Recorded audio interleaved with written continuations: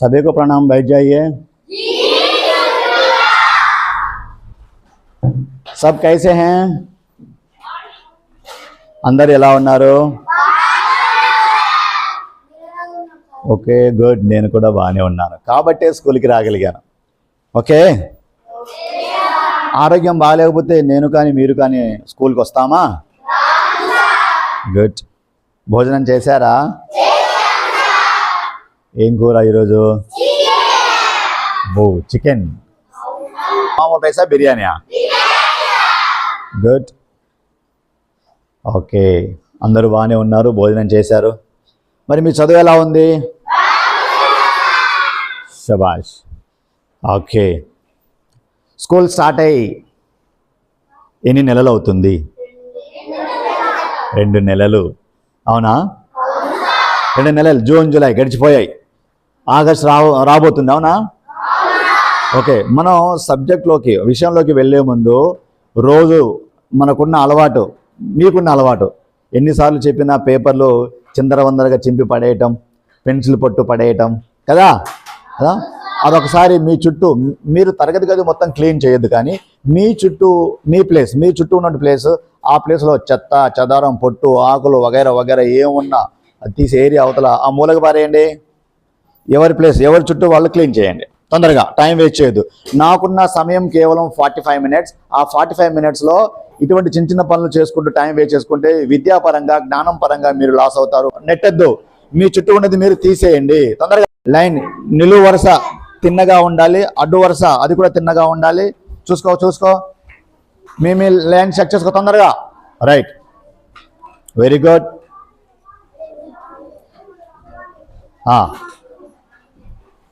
నేను ఏ రోజైతే మీ క్లాస్కి వచ్చానో ఆ రోజు నుంచి ప్రతిరోజు నేనేంటి, నా నియమాలు ఏంటి, మీరు ఎలా ఉండాలి, మీ విద్యార్థిగా మీ బాధ్యతలు ఏంటి, ఇవన్నీ రోజు గుర్తు చేస్తున్నాను. రోజు క్లాస్ క్లీన్ చేస్తున్నాను. రోజు ఎవరైతే మరీ మొండిగా ఉంటున్నారో ఆ మొండిగా ఉండే వాళ్ళకు కూడా చిన్న చిన్న పనిష్మెంట్లు ఇస్తున్నాను. గుంజులు తీయించడం, ఒంగో పెట్టడం, కోడి పుంజు వేయించడం. అవునా? మరిన్నిసార్లు రాయించడం, రకరకాల పనిష్మెంట్లు ఇచ్చినప్పటికీ మార్పు మాత్రం మీరు చూపించట్లేదు. ఈ 2 నెలల్లో మీరు ఏం చేశారో, ఏం నేర్చుకున్నారో దానికి ఒక కొలత, ఒక కొలమానం ఉంటుంది. కొట్లలోకి వెళ్ళి మీరు ఏదైనా ఒక వస్తువు కొనబోతే కూరగాయలు ఇంత, చక్కెర ఇంత అని అంటాం. వాటి కొలతలు మీకు తెలుసు. కూరగాయలు దేంట్లో, కూరగాయల కొలమానం ఏంటిది? Very good. కూరగాయలు కేజీ, అర కేజీ, పావు కిలో, గ్రాముల్లో ఇస్తాం, కొంటాం. అవునా? అలాగే మీ విద్యకు కూడా ఒక కొలత ఉంటుంది. ఉంటుందా? ఉండదా? మీ విద్యకు కొలమానం ఏంటిది? ఎట్లా? చదువు కొలత ఏంటిది? మార్కులు. ఈ మార్కుల్ని ఎలా డిసైడ్ చేస్తాం?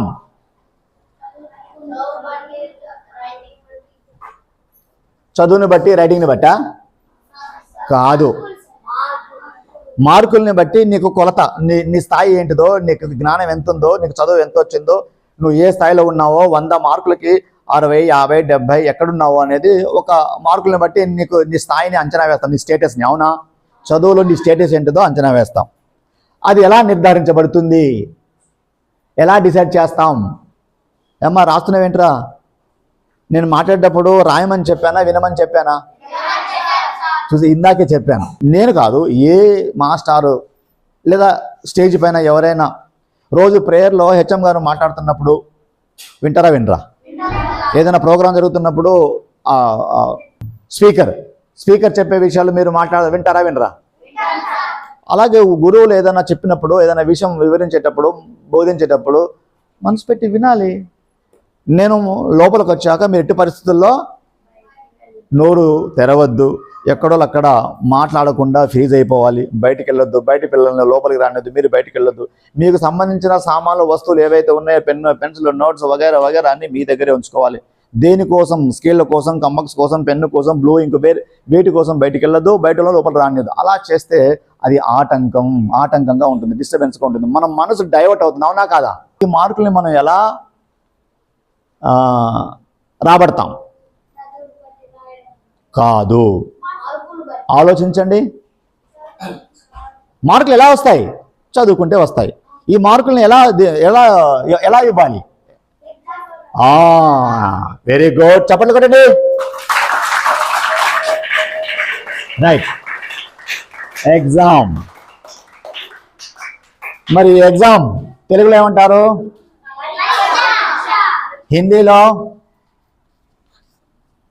హిందీలో కూడా పరీక్షయే. మీరు పరీక్ష, ఈ పరీక్షని ఇమ్తిహాన్ అని కూడా అంటారు. ఇమ్తిహాన్, పరీక్ష అనొచ్చు, ఇమ్తిహాన్ అని కూడా అనొచ్చు. సో ఎగ్జామ్ అంటే పరీక్ష, పరీక్ష అంటే ఎగ్జామ్, ఇది కాదు. ఏదైతే మీరు చదువుకున్న అంశాలు ఏవైతే ఉన్నాయో, ఓకే, అయితే ఈ పరీక్ష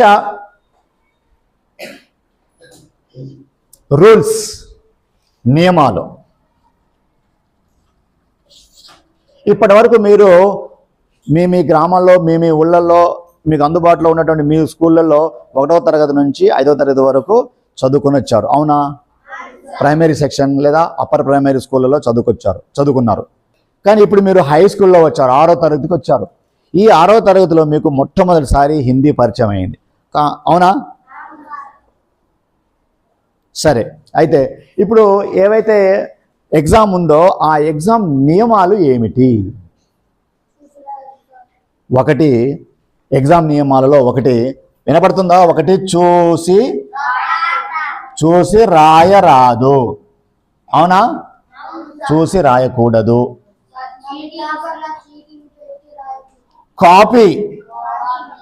కాపీలు చాలా రకాలు ఉంటాయి. చిన్న చిన్న చిట్టీలు, టెక్స్ట్ బుక్ మొత్తంగా తీసుకురావడం, నోట్ బుక్, లేదా నీ పక్కడు ఏదైతే రాస్తున్నాడో అతని పేపరు చూసి నీ పేపర్ ఎక్కడ ఎక్కించడం, లేదా అతని పేపర్లో నువ్వు చూడడం, అతన్ని నువ్వు అడగడం, నువ్వు చెప్పడం కూడా కాపీయే. నువ్వు సొంతంగా కాకుండా నీ చుట్టూ వేరే ఇతర ఏ వనరు ద్వారా, ఏ మార్గంలోనైనా సరే నువ్వు గనక రాసే ప్రయత్నం చేస్తే అది కాపీ కిందకి వస్తుంది. కాపీ ఒకటి చూసి రాయకూడదు, రెండోది కాపీ రాయకూడదు, కాపీ కొట్టకూడదు, అవునా? రైట్. ఇంకా ఎగ్జామ్ నియమాలు ఆలోచించండి. ఎట్టి పరిస్థితుల్లో ఎగ్జామ్ జరుగుతున్నప్పుడు బయటికి వెళ్ళకూడదు. Very good. ఎగ్జామ్ హాల్లో, ఎగ్జామ్ సమయంలో బయటికి వెళ్ళకూడదు. రైట్. ఇంకా ఎగ్జామ్ సమయంలో బయటికి వెళ్ళొద్దు, కాపీ కొట్టద్దు, చూసి రాత రాయొద్దు. ఇంకా ఒకరినొకరు మాట్లాడదు, ఇది కాపీ కింద చెప్పాను కదా, మాట్లాడొద్దు. ఓకే, ఎట్టి పరిస్థితుల్లో మాట్లాడొద్దు. ఎగ్జామ్ హాల్లో మాట్లాడకూడదు. Very good. ఎవరు చెప్పింది? ఇది దాహానికి కానీ, వాటర్ మంచినీళ్ళు తాగడానికి కానీ, పాస్ పోయడానికి కానీ, లెట్రూమ్ కానీ వెళ్ళకూడదు. టాయిలెట్ యూజ్ చేయొద్దు, టాయిలెట్ కొరకు బయటికి వెళ్ళద్దు. ఇంకా ఒకవేళ తప్పనిసరి పరిస్థితుల్లో నీకు మోషన్స్ అయితే, అంటే విరోచనాలు అయితే తప్పదు వెళ్ళదు, లేదంటే తరగతి గది కంపైపోద్ది కదా, అవునా కదా? అట్లాంటప్పుడు వెళ్ళొచ్చు. ప్రాబ్లంగా ఉంటే వెళ్ళొచ్చు, ఓకే, ఇబ్బందిగా ఉంటే వెళ్ళొచ్చు. ఇంకా ఆలోచించండి ఎగ్జామ్ నియమాలు.